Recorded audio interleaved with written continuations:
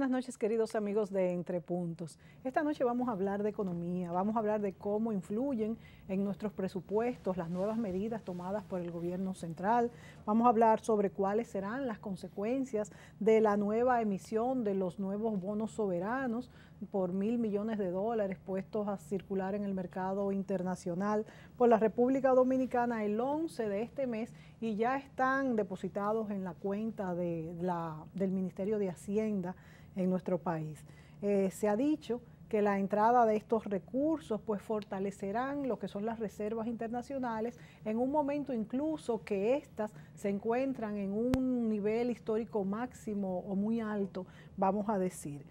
Pues como dije, esto podría inducir a una moderada apreciación de la tasa de cambio. Esto quiere decir que con nuestro peso, pues vamos a poder comprar un centavo quizá o menos de dólar, que se va a apreciar un poquitito. Eso esperamos, ¿no?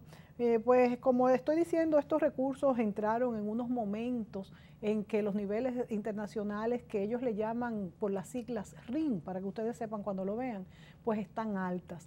Pero se ha dicho que estos millones fortalecerán ante cualquier eventualidad. Entonces yo digo, ¿cuáles son estas posibles eventualidades que se prevén?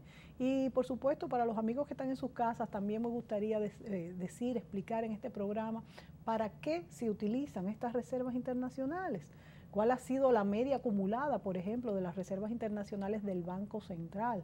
Bueno, en otro orden podemos ver que históricamente el Estado ha tenido que recurrir a los bonos soberanos para sustentar el déficit presupuestario. Entonces, yo me pregunto, ¿en este caso no se utilizarán en este sentido? Quisiéramos conversar también sobre la posible reactivación de la economía, según los datos de la ONEC, que es la Organización Nacional de Empresas Comerciales, por sus siglas. Los nuevos impuestos contenidos en esta reforma fiscal han provocado una importante reducción de las ventas en el comercio formal. Se dice, he leído que por un 15% durante el primer trimestre de este 2013 y en algunos subsectores se habla hasta de un 25%, esto comparado con el periodo anterior.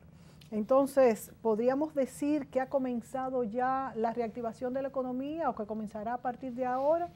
Por otro lado, nos gustaría saber qué dice el FMI sobre la economía del país, ya que los funcionarios del gobierno aseguran que no necesitamos ningún tipo de supervisión porque el gobierno central ha dado muestras de austeridad y la misma emisión de bonos es un ejemplo de un buen manejo económico que se ha hecho. Entonces, se ha referido al respecto, indicando incluso que esta emisión ha quedado corta ante la demanda suscitada, o sea que se hubieran podido vender más. El plazo fue a 10 años y fue también una tasa, una buena tasa, que más baja que otras. Entonces, ante todo este panorama, queremos saber ¿cuáles son las perspectivas económicas para el 2013 luego de pasar este primer trimestre? En el entorno internacional también, pues quisiéramos analizar cuál será el impacto de la expansión de la política monetaria de la Reserva Federal de los Estados Unidos y de Japón, pues los programas de la FED, como se le dice a la Reserva Federal, apuntan a mantener bajas las tasas de endeudamiento a largo plazo y a fomentar la inversión. Y se ha comentado en forma, vamos a decir, criticándolos, que esto puede tener un impacto adverso sobre las monedas de los mercados emergentes.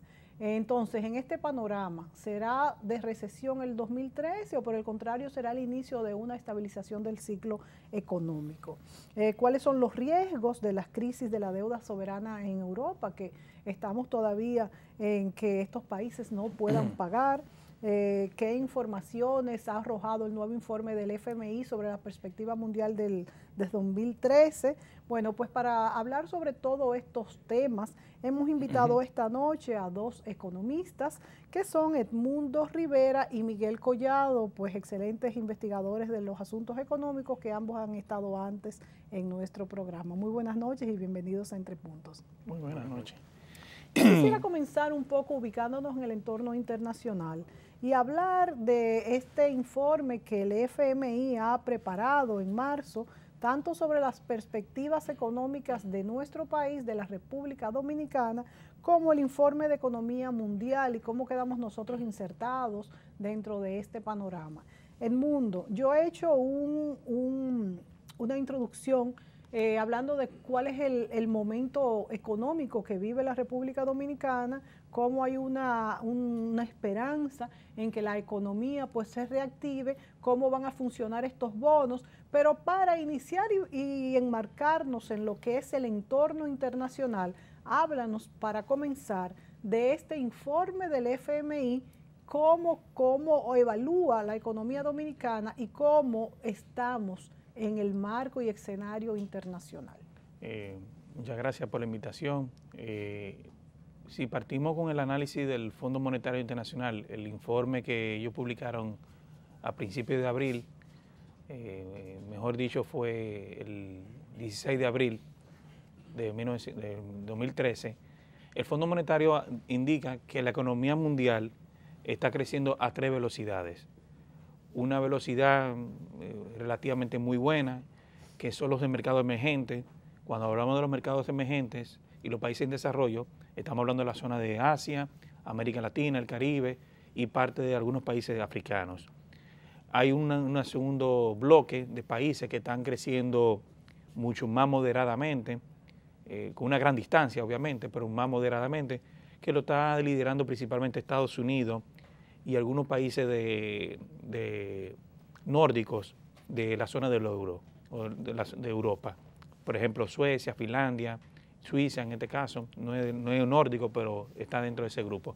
Y hay un tercer bloque que en realidad ya se está hablando de una economía que está en recesión, estancada, que es la zona del euro, sobre todo encabezada por los países de España, Italia, y para mí el gran enfermo de Europa, personalmente, yo siempre lo he dicho en algunos programas que he venido aquí con usted, es el caso de Francia. Francia va a tener crecimiento negativo este año de nuevo, aunque quieran incluir a Alemania, pero Alemania tiene crecimiento positivo.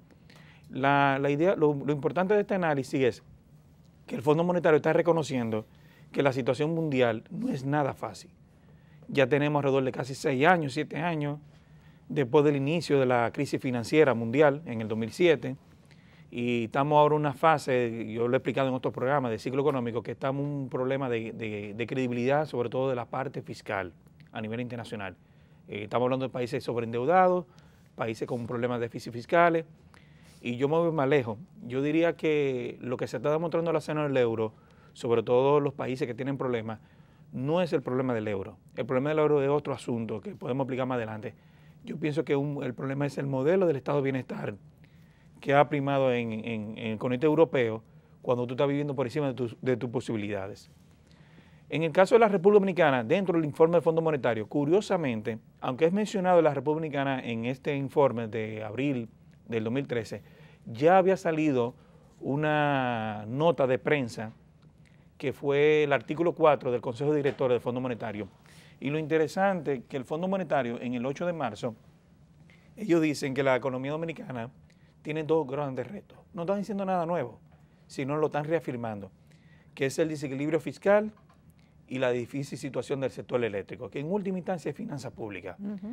Y llama la atención, porque yo voy a leer 3 párrafos que a mí me parece interesante, que delata el informe del Fondo Monetario Internacional sobre la República Dominicana, que hace una gran diferencia sobre los últimos 6, 7 años, el Fondo Monetario analizando la economía dominicana. Para mí que esto es un informe totalmente nuevo y muy diferente a lo que se había presentado los últimos 3, 4 años en la economía dominicana. Y ellos dicen, primero, de cara al futuro, los directores opinaron que es necesario aplicar un ajuste fiscal adicional, especialmente del lado de los ingresos, eliminando aún más las exenciones tributarias, esa parte la podemos cuestionar, a fin de reducir la deuda pública en relación con el PIB y garantizar la sostenibilidad fiscal. Ese es el primer punto que me llama la atención. El segundo punto, ellos dicen que ellos celebran la mayor flexibilidad cambiaria. ¿Para qué? Que eso es importante para absorber los shocks externos. Recuerda que hay un déficit en la cuenta corriente que se ha estado financiando con mucha inversión extranjera, pero también con deuda, y facilitar la transición completa hacia un mecanismo de meta de inflación. Ese es el tipo de cambio. Y el tercer punto, ellos terminan hablando que ellos exhortan que debe haber un programa rápido, integral de reforma al sector eléctrico. Y ahí entra un conjunto de detalles. Lo que me llama la atención es que los 3 principales párrafos de este informe del Fondo Monetario termina hablando del problema de las finanzas públicas de la economía dominicana. Yo pienso que el 2013 es el principal problema que tiene la economía dominicana. ¿De qué manera podemos convertir las finanzas públicas de una situación en desequilibrio, inestable, a una situación estable y consolidada a través del tiempo? Usted comentó en la introducción que ha habido una caída de las ventas. El que es buen economista, analizando los fundamentos, no debe sorprenderse, porque se ha hablado de austeridad, pero yo siempre he dicho que hay varios tipos de austeridad. Si la austeridad se está logrando a través de incremento de impuestos, afectando las finanzas personales y afectando las finanzas de las empresas, los flujos de caja de las empresas dominicanas y extranjeras que están establecidas, obviamente eso es un escenario recesivo, aunque se está buscando una disminución del déficit fiscal. Lo más interesante hubiera sido aplicar una política de austeridad a través de una reducción del gasto público. Ellos dicen que lo están haciendo. Bueno, la pregunta es, hay que ver las cifras. Hasta ahora las cifras no han sido publicadas. Y por lo menos lo que da a entender es que se ha hecho un análisis de flujo de caja. O sea, probablemente ahí no hay un déficit mucho mayor de lo esperado de lo que se pasó en el 2012, porque se están adecuando a los niveles de ingresos que tienen las autoridades. Pero estamos hablando de que la autoridad hizo una reforma tributaria recientemente. Claro, yo te iba a preguntar que cómo es que entonces vamos a ajustarnos a una nueva reforma tributaria que el mismo FMI la está sugiriendo para sanear las finanzas si acabamos de tener una y está la población y las empresas hasta el cuello. Y también quiero preguntarte cómo el fondo dice que debemos disminuir el endeudamiento, sin embargo se han puesto 1.000 millones de bonos soberanos. Entonces, también cuando hablan de flexibilidad cambiaria, que los recomiendan y que es bueno, ¿a qué se refieren? Bueno, cuando se habla de flexibilidad cambiaria, se está hablando de dejar de deslizar la moneda. Que es fatal. Y yo pienso que un escenario como la economía dominicana, que tiene desequilibrios fiscales, claro, cualquier movimiento del tipo de cambio, lo que puede provocar es inflación. Sí, yo creo que lo único o lo mejor que tiene el gobierno del PLD es que ha mantenido más o menos estable, porque se ha ido deslizando. Todos los años se está deslizando un punto, que es muchísimo.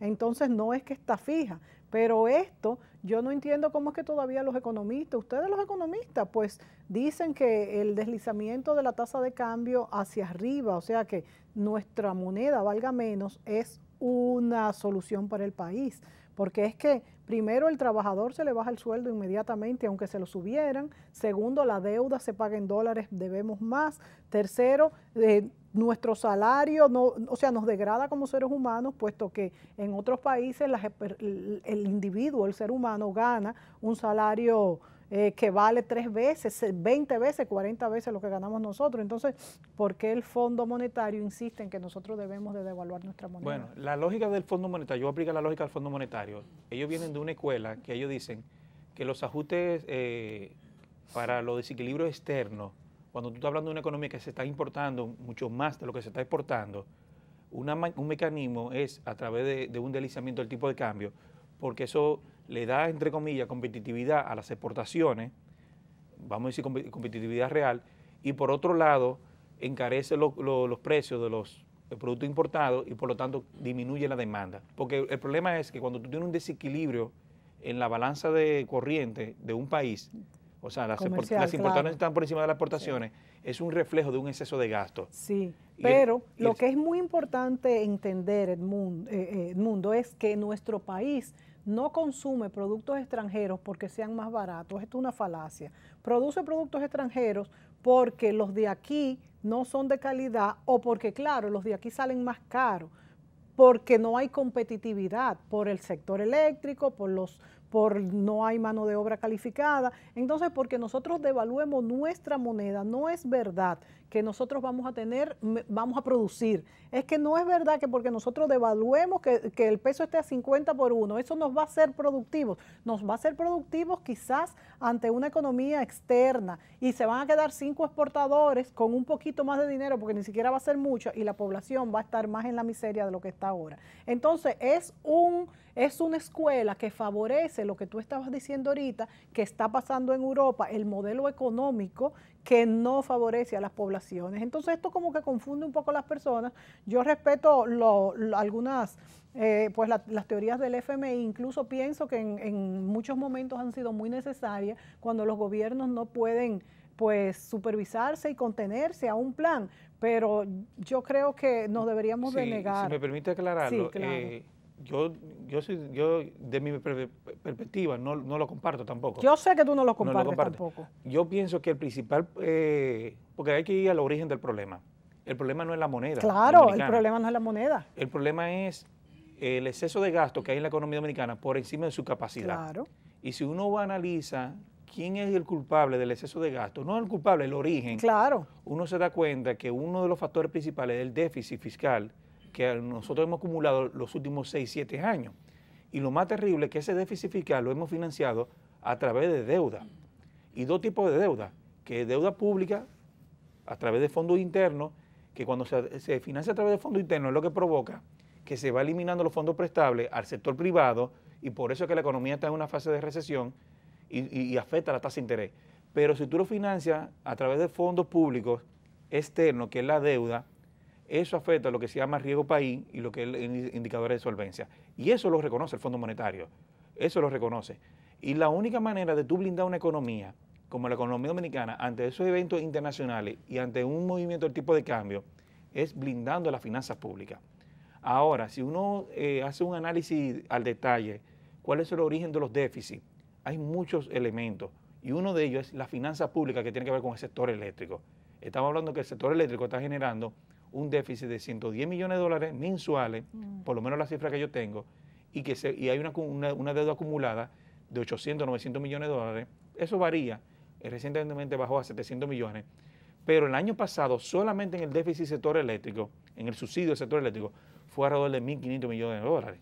O sea que uno se da cuenta de que los orígenes de los problemas son muy diferentes en cada uno de los países. En el caso de la economía dominicana es la finanza pública. Claro, y como tú muy bien has descrito, el problema no es la moneda, el problema es el sistema de endeudamiento y el sistema económico que tenemos, que todos los gobiernos incluso han pasado por el problema eléctrico y cada uno que pasa lo complica un poco más. Nos vamos a la pausa. Cuando volvamos, nos vamos con Miguel sobre pues las consecuencias de este endeudamiento de los bonos soberanos que nos los han presentado y ojalá si fuera como algo muy bueno que fortalecerá las finanzas públicas, las reservas internacionales y también las finanzas públicas. ¿Qué se va a hacer con esto? Volvemos.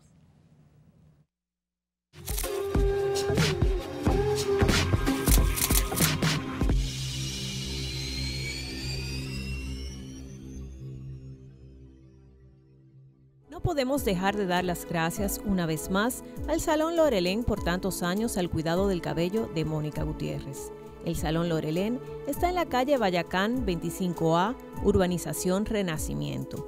Teléfono 809-482-0848. Salón Lorelén.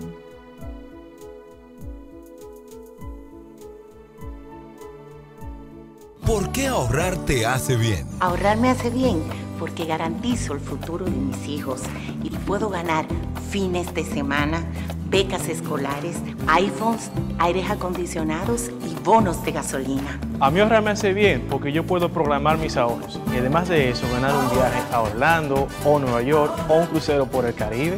A nosotros ahorrar nos hace bien porque así logramos tener nuestra casa y la oportunidad de ganar un Kia, un Volkswagen y una Jeepeta Dodge. Participa por cada 500 pesos de incremento en tu cuenta de ahorros. Ahorra porque ahorrar nos hace bien. Popular, siempre a tu lado. 2011, 100 carros. 2012, 50 jipetas y 100 carros. Y ahora... Quiero una jipeta para mi mamá. De las 50 te van a rifar. Una jipeta Chevrolet Trax. ¿Y dónde compramos los boletos?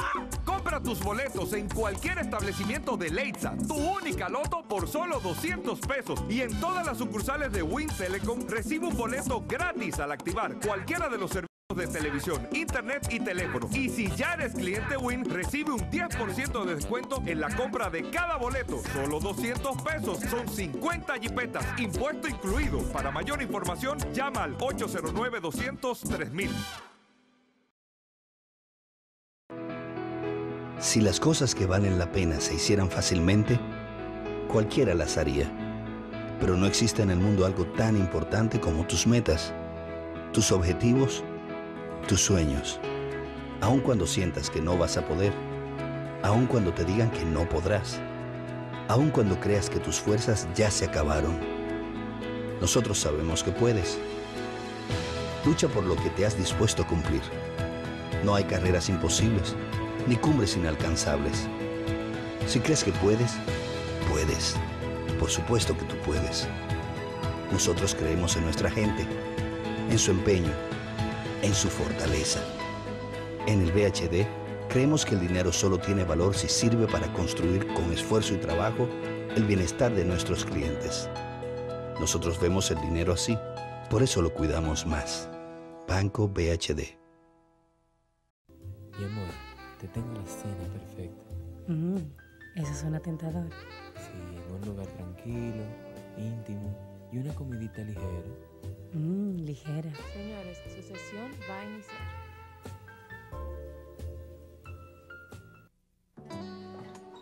Me llevo ese. Bueno, vamos a realizarlo.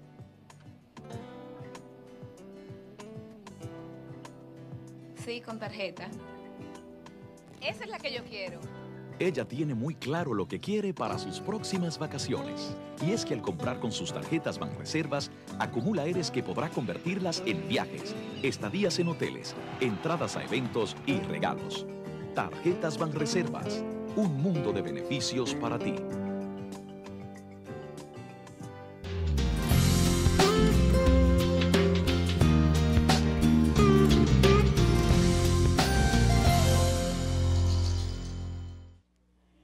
Es tan fácil perder de vista lo que es importante.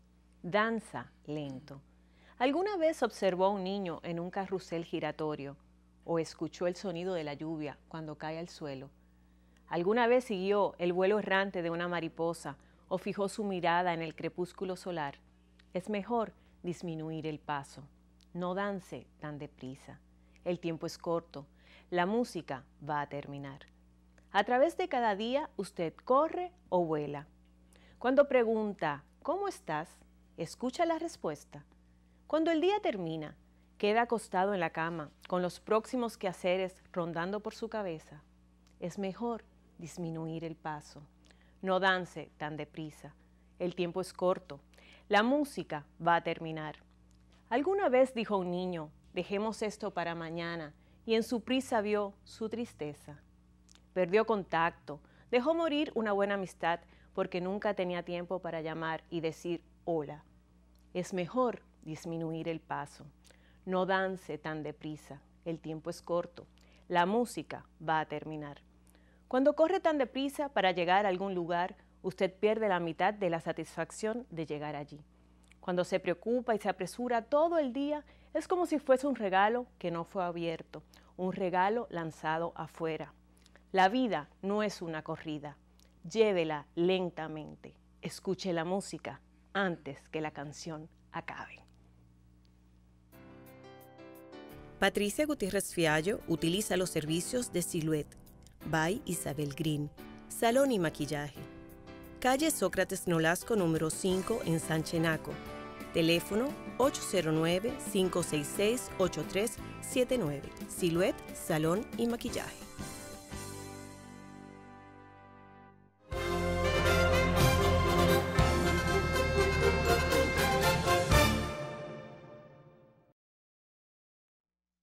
Bueno, después de este interesante análisis de por qué el endeudamiento, de lo perjudicial del endeudamiento y de por qué el Fondo Monetario Internacional sugiriera una devaluación, yo te pregunto, Miguel, ¿cuál es el objetivo del endeudamiento, en este caso de estos bonos soberanos, del endeudamiento en general, y cómo pudiéramos atacar la causa de nuestro déficit fiscal? Porque creo que en el gobierno es igual que en nuestra propia casa. Si financiamos 20,000 pesos todos los meses y no atacamos el origen del asunto, que es ponernos a trabajar para producir esos 20,000 pesos y no endeudarnos, pues lo que vamos a tener al final es que nos van a quitar la casa y vamos a salir de la casa. Entonces, ¿cómo funciona en el país?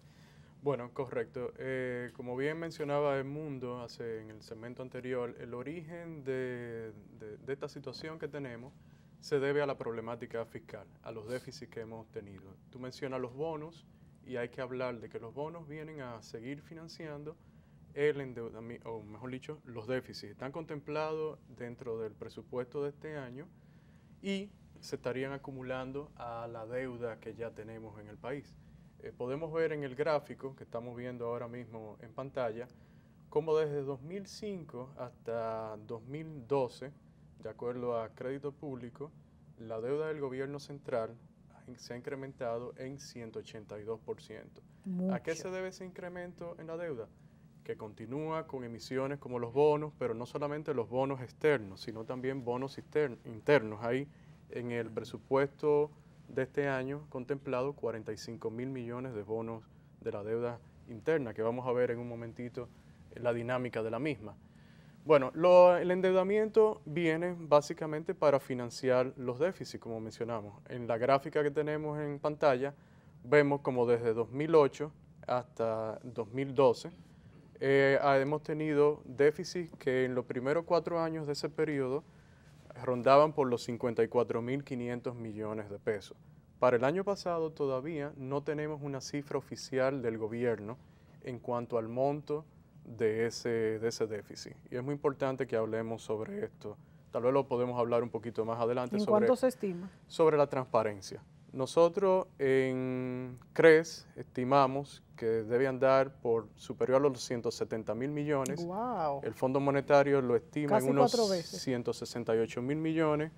Y el Banco Central, que sí publicó recientemente, o hace alrededor de un mes, unas cifras del déficit, lo estima en 153.800. Wow. Bueno, con un déficit de esa magnitud, obviamente vamos a necesitar incrementar la deuda para mantenerlo.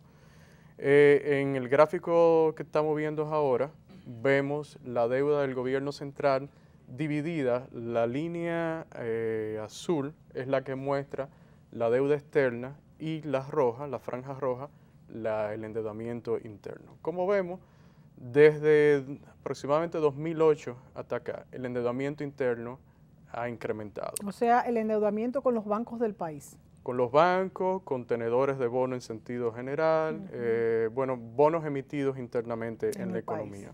Sí, no estos bonos como el reciente de los 1.000 millones de dólares que fue colocado de manera externa. En pesos. Y denominado en pesos, correctamente.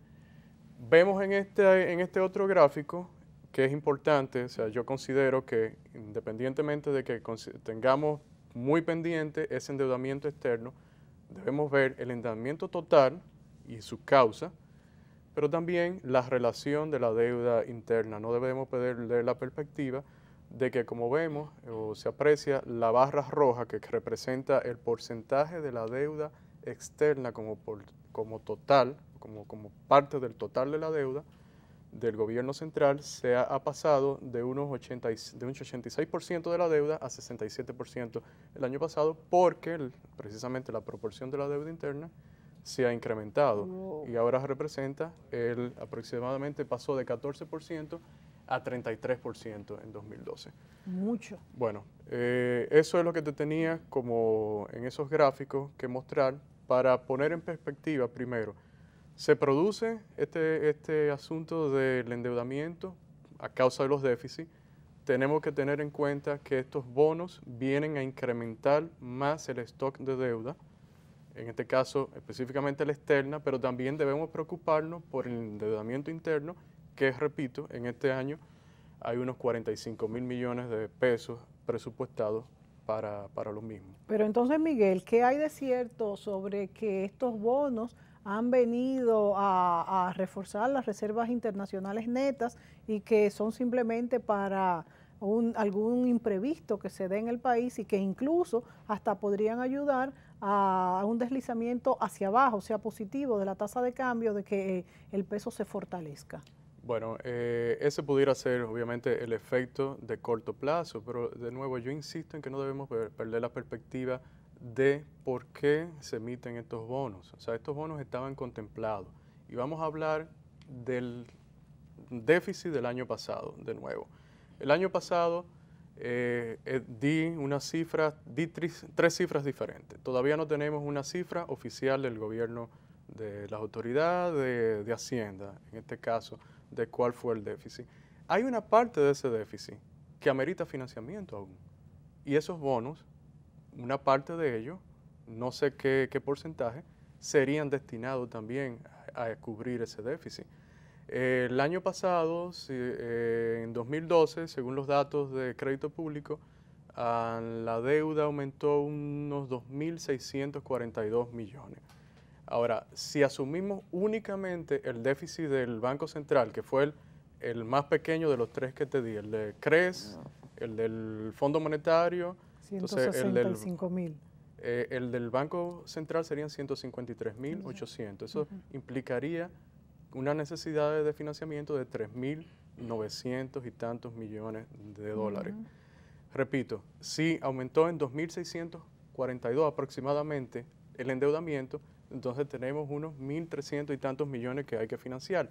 Ya en los primeros meses del año, desde enero hasta abril 15, el crédito de la banca, del sector financiero al gobierno se incrementó en unos 530 millones. Básicamente quien está prestando es el Banco de Reserva, quien está prestando al gobierno. O sea, ya ahí tenemos 530 millones que pasaron a financiar muy probablemente parte del déficit del año pasado. Pero necesitamos, como ya hemos hablado, tenemos a los generadores eléctricos lo que se le debe unos 700 millones o más en deuda y desconocemos en realidad exactamente entonces cuál es la totalidad de los requerimientos para poder pagar el déficit del año pasado o cubrirlo. Pero es que también el sector eléctrico se está llevando casi todo el dinero del país en cuanto a deuda. Bueno, nosotros estimamos en CRES, y ya lo hemos publicado en varios estudios que hemos hecho mención de que nuestros estimados del déficit o el subsidio, las transferencias al sector eléctrico del año pasado fueron alrededor de 1.500 millones. Entonces esos son estimados que uno ha podido elaborar en base a lo que ha publicado el gobierno, a declaraciones de la misma o del mismo presidente de la CDE, a lo que dicen los generadores eléctricos, y entonces uno llega a esa conclusión. Y entonces aquí podemos decir, podemos reiterar el problema de falta de transparencia en los datos públicos, que es algo que en el segmento anterior el Mundo mencionaba la nota de prensa del artículo 4 del Fondo Monetario, y a mí en lo particular me interesó uno de los puntos que ellos recalcan, y es que debe tomar medidas el gobierno para la transparencia y rendición de cuentas. Y en cuanto al proceso de las empresas eléctricas, y los procesos de distribución, de cobro, ¿hay transparencia? ¿Sabemos qué es lo que está pasando ahí? ¿Por qué pagamos la energía más cara de toda América? Bueno, lo que uno conoce es un problema en el cobro. Hay problemas en la energía que llega por problemas en la distribución, en el sentido de que hay pérdidas, pero también luego la tarifa es más baja de la que debiera ser para recuperar. Tienen un nombre de tarifa técnica que está estimada en un 30%, o mejor dicho, 30 centavos, perdón, de dólares por kilovatio.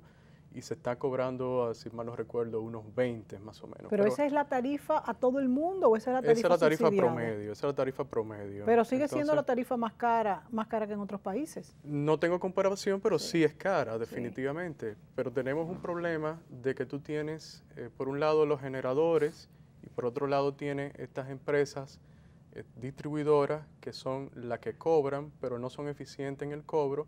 Entonces el problema se genera en que tú tienes también un problema de que por falta de cobro no puedes cubrir entonces tus compras a quienes te están vendiendo, te están generando. Ustedes tendrían el número, y nos tenemos que ir a la pausa, de cuánto es el porcentaje de energía eléctrica que paga un hogar en otros lugares del mundo, porque vemos que en nuestro país el porcentaje que se paga de energía eléctrica es muy alto.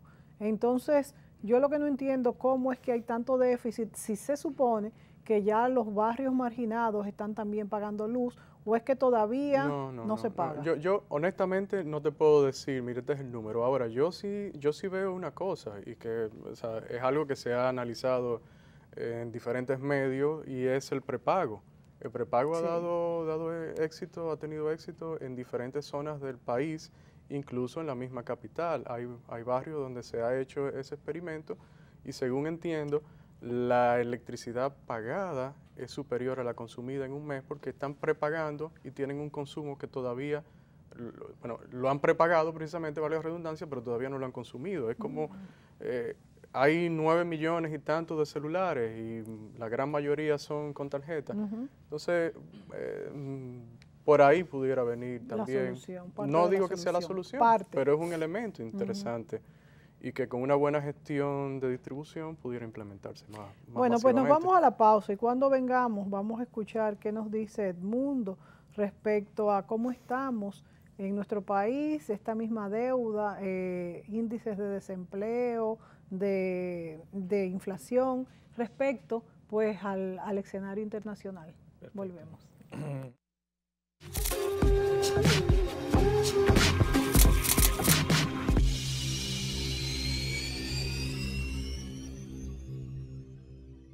¿Por qué ahorrar te hace bien? Ahorrar me hace bien porque garantizo el futuro de mis hijos y puedo ganar fines de semana, becas escolares, iPhones, aires acondicionados y bonos de gasolina. A mí ahorrar me hace bien porque yo puedo programar mis ahorros y además de eso ganar un viaje a Orlando o Nueva York o un crucero por el Caribe. A nosotros ahorrar nos hace bien porque así logramos tener nuestra casa y la oportunidad de ganar un Kia, un Volkswagen y una Jeepeta Dodge.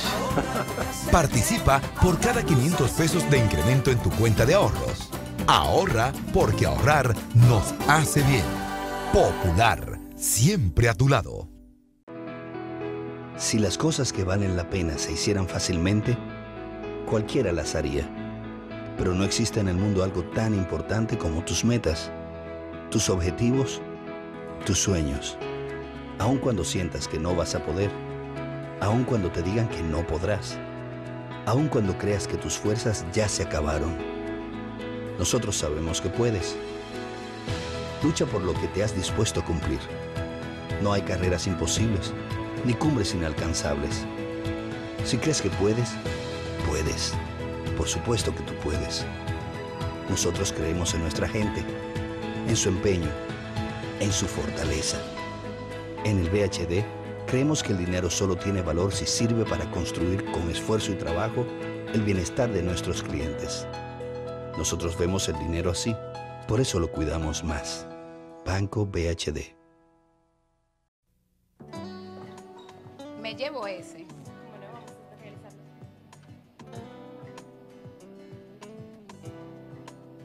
Sí, con tarjeta. Esa es la que yo quiero. Ella tiene muy claro lo que quiere para sus próximas vacaciones. Y es que al comprar con sus tarjetas Banreservas, acumula Eres que podrá convertirlas en viajes, estadías en hoteles, entradas a eventos y regalos. Tarjetas Banreservas, un mundo de beneficios para ti.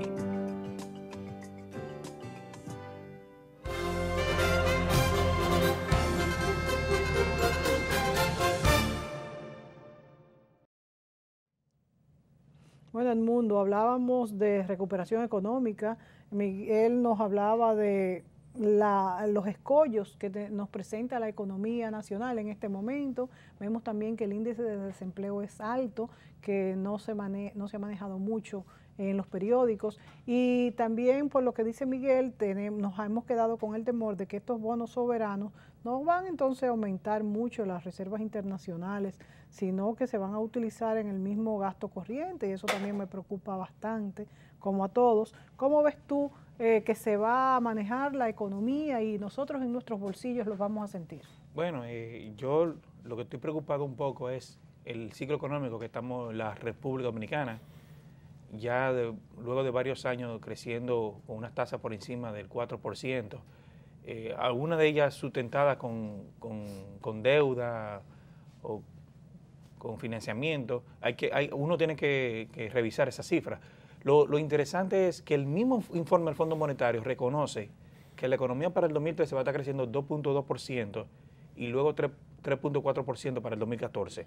Es decir, que el Fondo Monetario reconoce que va a haber una economía en un escenario bastante recesivo.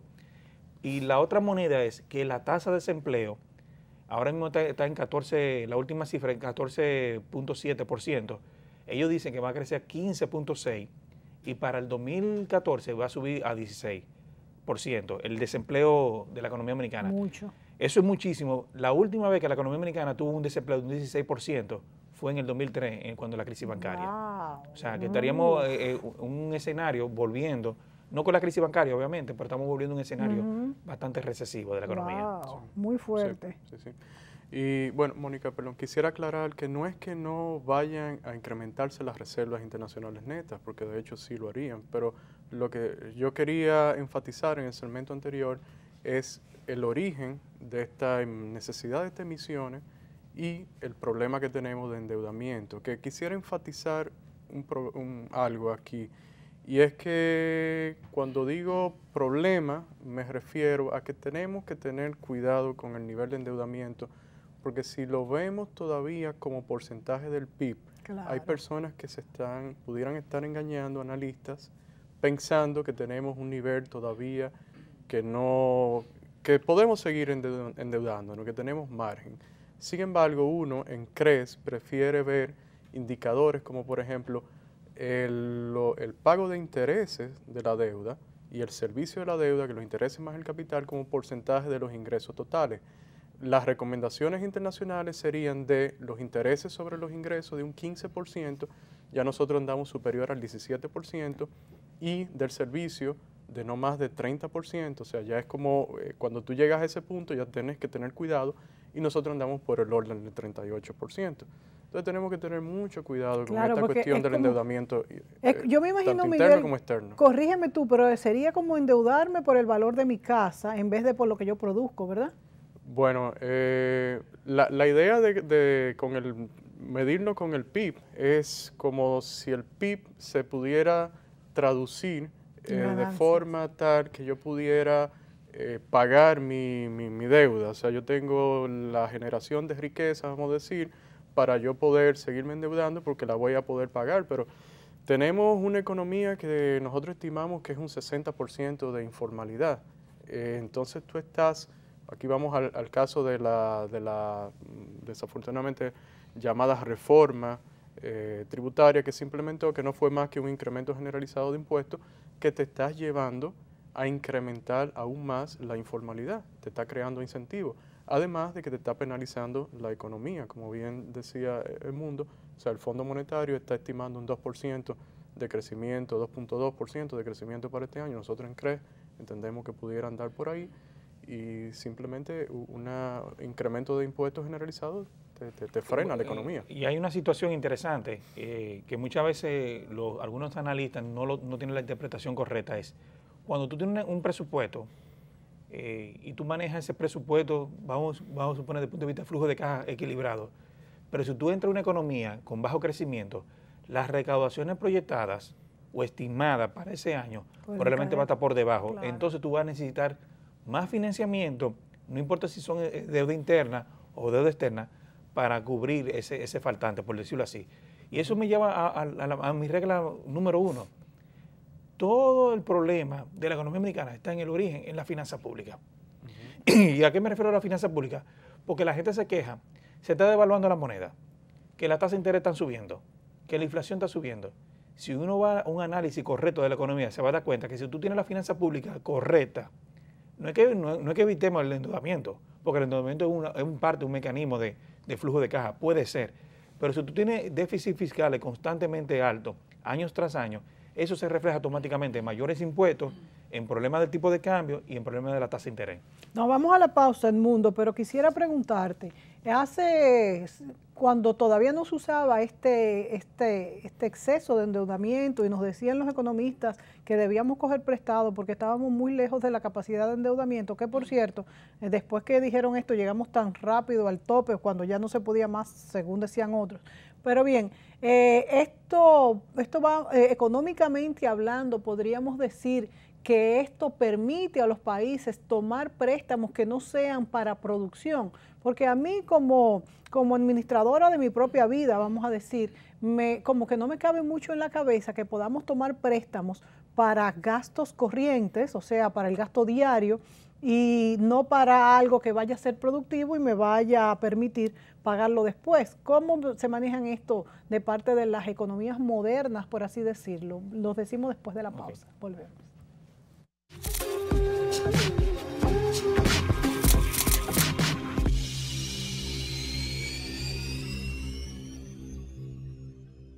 ¿Por qué ahorrar te hace bien? Ahorrar me hace bien porque garantizo el futuro de mis hijos y puedo ganar fines de semana, becas escolares, iPhones, aires acondicionados y bonos de gasolina. A mí ahorrar me hace bien porque yo puedo programar mis ahorros y además de eso ganar un viaje a Orlando o Nueva York o un crucero por el Caribe. A nosotros ahorrar nos hace bien porque así logramos tener nuestra casa y la oportunidad de ganar un Kia, un Volkswagen y una Jeepeta Dodge. Participa por cada 500 pesos de incremento en tu cuenta de ahorros. Ahorra porque ahorrar nos hace bien. Popular, siempre a tu lado. Me llevo ese.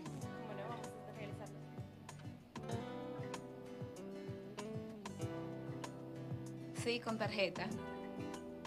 Esa es la que yo quiero. Ella tiene muy claro lo que quiere para sus próximas vacaciones. Y es que al comprar con sus tarjetas Banreservas, acumula Eres que podrá convertirlas en viajes, estadías en hoteles, entradas a eventos y regalos. Tarjetas Banreservas, un mundo de beneficios para ti. ¿Por qué ahorrar te hace bien? Ahorrar me hace bien porque garantizo el futuro de mis hijos y puedo ganar fines de semana, becas escolares, iPhones, aires acondicionados y bonos de gasolina. A mí ahorrar me hace bien porque yo puedo programar mis ahorros y además de eso ganar un viaje a Orlando o Nueva York o un crucero por el Caribe. A nosotros ahorrar nos hace bien porque así logramos tener nuestra casa y la oportunidad de ganar un Kia, un Volkswagen y una Jeepeta Dodge. Participa por cada 500 pesos de incremento en tu cuenta de ahorros. Ahorra porque ahorrar nos hace bien. Popular, siempre a tu lado. 2011, 100 carros. 2012, 50 jipetas y 100 carros. Y ahora... Quiero una jipeta para mi mamá. De las 50 te van a rifar. Una jipeta Chevrolet Trax. ¿Y dónde compramos los boletos?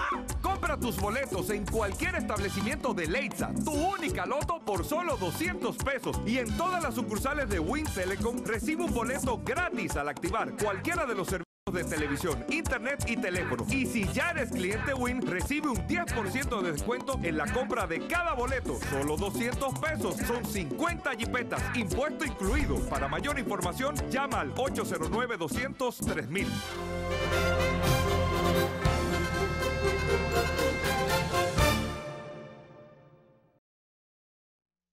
Bueno, Edmundo, Miguel, les preguntaba en el segmento anterior cómo manejar la capacidad de endeudamiento que hemos visto en este y en tantos programas, que es lo que lleva a los países a límites desesperantes para sus poblaciones. Muchas veces oímos que estamos lejos de nuestro nivel de endeudamiento, claro, ya no últimamente, pero lo oímos no hace tantos años y después hemos visto que no tenemos con qué pagar las deudas. El país, ¿puede un país endeudarse para proyectos que no sean productivos y que permitan generar los recursos para su pago? Bueno, las finanzas, la teoría de las finanzas públicas y sobre todo en la parte de lo que tiene que ver con gestión de deuda, nunca aconseja tomar deuda, mucho menos deuda externa, para financiar gasto corriente. Eso es inclusive uno aplica finanzas personales y finanzas empresariales. Y lo segundo es, esta teoría de las deudas, bueno, en el caso de la República Dominicana, en los últimos 50 años, las veces que entraron en default, tuvieron bajos indicadores de deuda. Deuda sobre PIB. Sobre PIB. Es decir, lo tomamos por esa vía. Porque en última instancia lo que uno debe analizar es el flujo del país analizado. Yo lo que quiero es hacer el énfasis que la teoría de la deuda pública es tan viejo como nació la humanidad. Así de sencillo. Desde que nació el Estado es tan viejo. Y el principal, quizá me voy en la parte teórica, pero el principal problema de todos esos analistas, estoy hablando de los griegos, los romanos, y después pasando por la Edad Media y llegando a la época moderna, era cómo limitar el gasto público. Desde esa época. Desde esa época. Inclusive, cómo limitar a los políticos usando los recursos de un país. Porque saben, en teoría, y lo he demostrado de manera práctica, es que cada vez que un país esté por encima de sus capacidades, hay que venir el ajuste.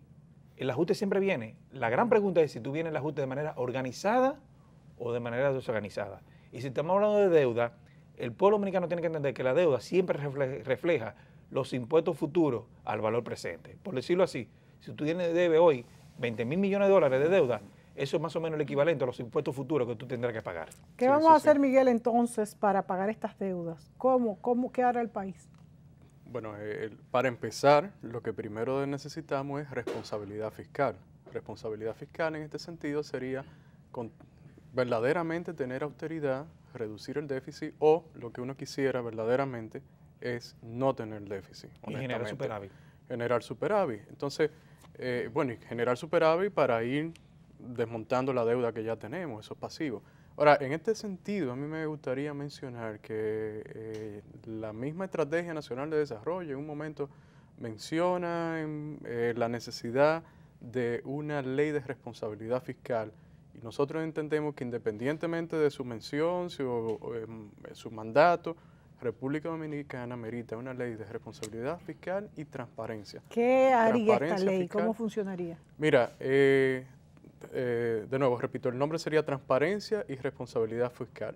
En el lado de la transparencia, ya hemos mencionado anteriormente en esta conversación que ahora mismo, al momento de estar aquí, desconocemos cuál ha sido el déficit verdadero del año pasado. No tenemos cifras por parte de Hacienda, en la Dirección de Presupuesto, de gasto e ingresos desde noviembre del 2012. Entonces necesitamos transparencia de cómo el gobierno está gastando el dinero, sobre todo después de un incremento generalizado de impuestos que estamos pagando los dominicanos, que hay un sacrificio que está desacelerando el crecimiento de la economía.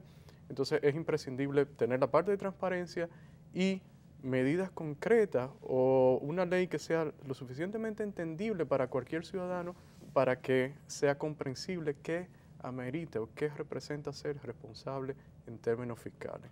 Eso es muy importante. Algo importante es, cuando uno tiene una empresa, los accionistas velan por esa empresa que se manejen bien los recursos, tanto las ventas, los pasivos y los activos, todos.